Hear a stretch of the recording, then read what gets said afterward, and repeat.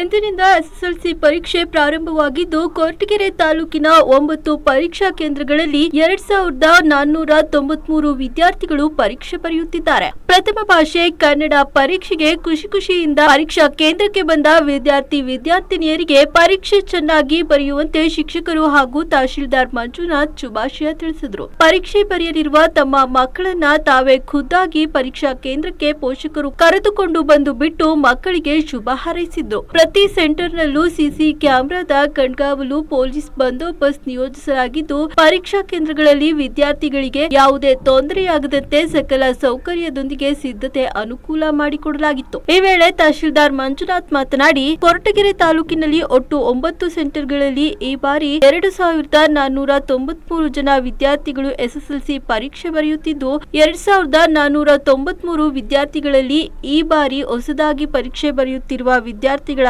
ಸಂಖ್ಯೆ 2017. ಅದರಲ್ಲಿ ಗಂಡು ಮಕ್ಕಳು 1018, ಹೆಣ್ಣು ಮಕ್ಕಳು 999 ಜನ ವಿದ್ಯಾರ್ಥಿಗಳು ಪರೀಕ್ಷೆ ಬರೆಯುತ್ತಿದ್ದಾರೆ. ಇನ್ನುಳಿದ 476 ಜನ ವಿದ್ಯಾರ್ಥಿಗಳು ಕಳೆದ ಎಸ್ಎಸ್ಎಲ್ಸಿ ಪರೀಕ್ಷೆಯಲ್ಲಿ ಫೇಲ್ ಹಾಗೂ ಪರೀಕ್ಷೆ ಬರೆಯದೆ ಉಳಿದವರು. ಎಸ್ಎಸ್ಎಲ್ಸಿ ಪರೀಕ್ಷೆ ಬರೆಯಬೇಕು ಎಂದು ಮನಸ್ಸು ಮಾಡಿ ಬಂದಿರುವ ವಿದ್ಯಾರ್ಥಿಗಳು ಇವರಾಗಿದ್ದಾರೆ. ಕ್ಷೇತ್ರ ಶಿಕ್ಷಣಾಧಿಕಾರಿಗಳು ತಮ್ಮ ಎಲ್ಲಾ 9 ಪರೀಕ್ಷಾ ಕೇಂದ್ರಗಳಲ್ಲಿ ಜವಾಬ್ದಾರಿಯನ್ನ ನಿರ್ವಹಿಸಿದ್ದಾರೆ. ಮನೆಯಲ್ಲಿ ಪೋಷಕರು ಮಕ್ಕಳ ಜೊತೆ ಸ್ನೇಹಿತರಾಗಿ ನಿಲ್ಲಬೇಕು. ಈ ಸಮಯದಲ್ಲಿ ಎಲ್ಲಾ ವಿದ್ಯಾರ್ಥಿಗಳು ಧೈರ್ಯದಿಂದ ಪರೀಕ್ಷೆಯನ್ನ ಬರೆಯುವಂತೆ ವಿದ್ಯಾರ್ಥಿಗಳಿಗೆ ಸ್ಫೂರ್ತಿ ತುಂಬಿ ಶುಭ ಹಾರೈಸಿದ್ರು.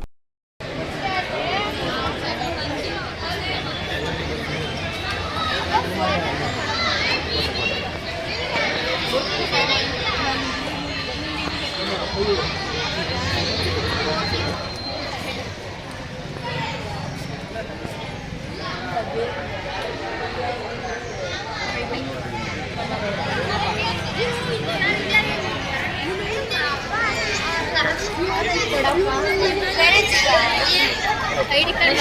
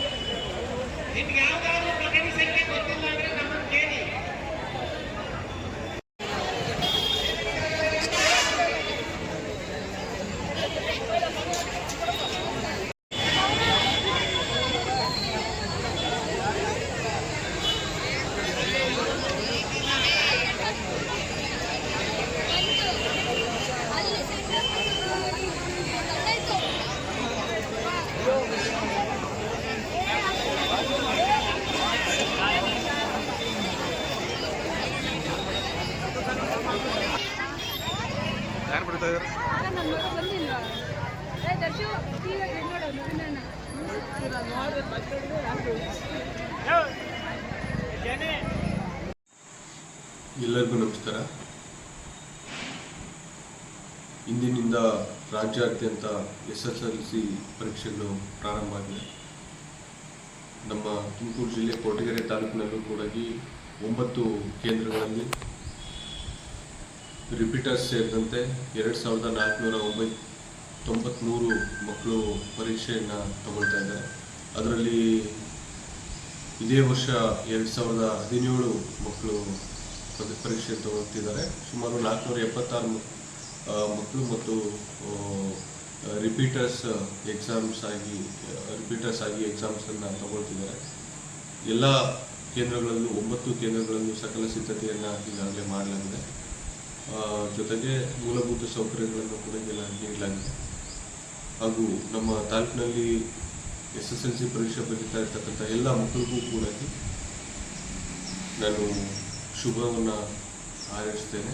ಹಾಗೆ ಎಲ್ಲರೂ ಕೂಡ ಈ ಅತ್ಯುನ್ನತ ಅಂಕಗಳನ್ನು ಪಡೆದು ಪಾಸ್ ಆಗಲಿ ಅಂತೇಳಿ ಹಾರೈಸ್ತೇನೆ. ಎಲ್ಲ ಮಕ್ಕಳು ಪರೀಕ್ಷೆ ಅನ್ನೋದು ಒಂದು ನಮ್ಮ ಜೀವನದ ಮೈಲಿಗಲ್ಲಾಗಿರುತ್ತೆ. ಇದನ್ನು ಧೈರ್ಯದಿಂದ ಧೃತಿಗೆಡದೆ, ಇದು ಎಕ್ಸಾಮ್ ಇದು ಒಂದು ಸ್ಟೇಜ್ ಅಷ್ಟೇ. ಪಾಸ್ ಆಗಲಿ ಫೇಲ್ ಆಗಲಿ ಯಾರೂ ಕೂಡ ಮಾನಸಿಕವಾಗಿ ಅದನ್ನು ನೆಗೆಟಿವ್ ರೀತಿಯಲ್ಲಿ ತಗೊಳ್ಬಾರ್ದು ಅಂತೇಳಿ ಒಂದು ತಿಳಿ ಹೇಳುತ್ತಾ ಎಲ್ಲರೂ ಪರೀಕ್ಷೆಗಳನ್ನು ಧೈರ್ಯದಿಂದ ಇನ್ನೂ ಓದ್ಕೊಳೋದಕ್ಕೂ ಪ್ರತಿಯೊಂದು ಎಕ್ಸಾಮ್ಗೂ ಕೂಡ ನಾನು ಈಗಾಗಲೇ ಟೈಮ್ ಟೇಬಲ್ ನೋಡ್ತೀನಿ, ಗ್ಯಾಪ್ಗಳಿದೆ. ಆ ಗ್ಯಾಪ್ಗಳಲ್ಲೂ ಕೂಡ ಓದ್ಕೊಂಡು ಪಾಸ್ ಆಗೋಷ್ಟು ಅವಕಾಶಗಳನ್ನು ಕೂಡ ಇದ್ದಾವೆ. ಎಲ್ಲ ಪರೀಕ್ಷಾ ಕೇಂದ್ರಗಳಲ್ಲಿ ಈಗಾಗಲೇ CCTVಗಳನ್ನು ಅಳವಡಿಸಿರೋದ್ರಿಂದ ಮಕ್ಕಳು ತಮ್ಮಷ್ಟು ತಾವು ಚೆನ್ನಾಗಿ ಓದ್ಕೊಂಡು ತೇರ್ಗಡೆ ಆಗೋದಕ್ಕೆ ಎಷ್ಟು ಮಾರ್ಕ್ಸ್ ಬೇಕು ಅಷ್ಟು ಮಾರ್ಕ್ಸ್ಗಳನ್ನು ಪಡೆಯೋದಕ್ಕೆ ಓದ್ಕೊಂಡು ಪರೀಕ್ಷೆ ಎದುರಿಸಿದರೆ ಯಾರೂ ಫೇಲ್ ಆಗಲ್ಲ ಅಂತೇಳಿ ನಾನು ಭಾವಿಸ್ತಾ, ಎಲ್ಲರೂ ಧೈರ್ಯದಿಂದ ಓದಿ ಎಕ್ಸಾಮ್ ಬರೆದ್ರೆ ಖಂಡಿತ ಪಾಸ್ ಆಗ್ತೀರಂತಲೂ ಕೂಡ ಈ ಸಂದರ್ಭದಲ್ಲಿ ಹೇಳಕ್ಕೆ ಎಲ್ಲ ಪೋಷಕರಿಗೂ ಕೂಡ ಈ ಒಂದು ಕಿವಿ ಮಾತೇನು ಹೇಳ್ತೀವಿ ಅಂತಂದರೆ, ಏನು 18ನೇ ತಾರೀಕಿಂದ ಏಪ್ರಿಲ್ 4-5ನೇ ತಾರೀಕುವರೆಗೆ ಎಕ್ಸಾಮ್ಸ್ ಇದ್ದಾವೆ. ನಿಮ್ಮ ಮಕ್ಕಳಿಗೆ TV ಆಗಿರ್ಬೋದು ಅಥವಾ ಮೊಬೈಲ್ ಆಗಿರ್ಬೋದು ಅಥವಾ ಯಾವುದೇ ಗ್ಯಾಜೆಟ್ಗಳನ್ನು ನೀಡಿದೆ ಪುಸ್ತಕಗಳೊಂದಿಗೆ ಅವ್ರನ್ನ ತೊಡಗಿಸಿದಲ್ಲಿ ಖಂಡಿತವಾಗ್ಲೂ ಅವರು ಯಾರೂ ಕೂಡ ಫೇಲ್ ಆಗೋದಿಲ್ಲ ಅಂತೇಳಿ ಈ ಸಂದರ್ಭದಲ್ಲಿ ತಮಗೆ ಕೇಳ್ಕೊಳ್ತೀನಿ. ಅದೇ ರೀತಿಯಾಗಿ ಮಕ್ಕಳೂ ಕೂಡ ಯಾರೂ ಬೇರೆ